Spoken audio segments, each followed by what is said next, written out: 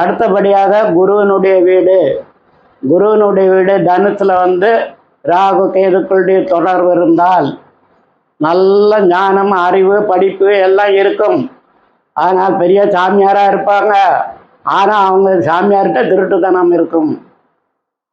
வெளியே பார்க்குறதுக்கு சாமியார், உள்ளே பார்த்தா கவடம், உள்ள போய் பொருட்டு புத்தலாட்டம் இந்த மாதிரி எல்லாம் இருக்கும். ஆனால் நல்ல அறிவாளியாக இருப்பாங்க, நல்லா பேசுவாங்க, நல்ல ஞானத்தை அறிவை கூட்டிடுவாங்க, நல்ல பேர் புகழ் பெற்றுடுவாங்க, எல்லாம் செய்வாங்க.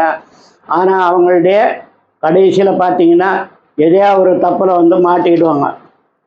இப்போ நிறைய சாமியாருங்கள்லாம் பார்த்தீங்கன்னா நல்லா இருக்கிறாங்க, கடைசியில் பார்த்தீங்கன்னா ஏதாவது ஒரு கேஸில் மாட்டி ஜெயிலுக்கு போயிடுறாங்க.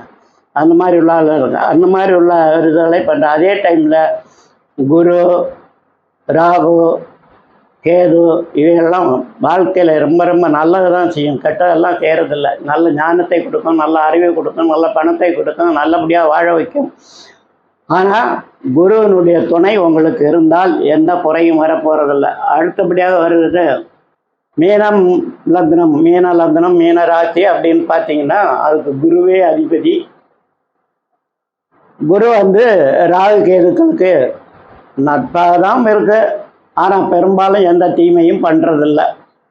குரு ராகுவோட சேரும்போது சாமியாராக இருக்கு, ஞானகாரகனோட சேர்ந்துடும்.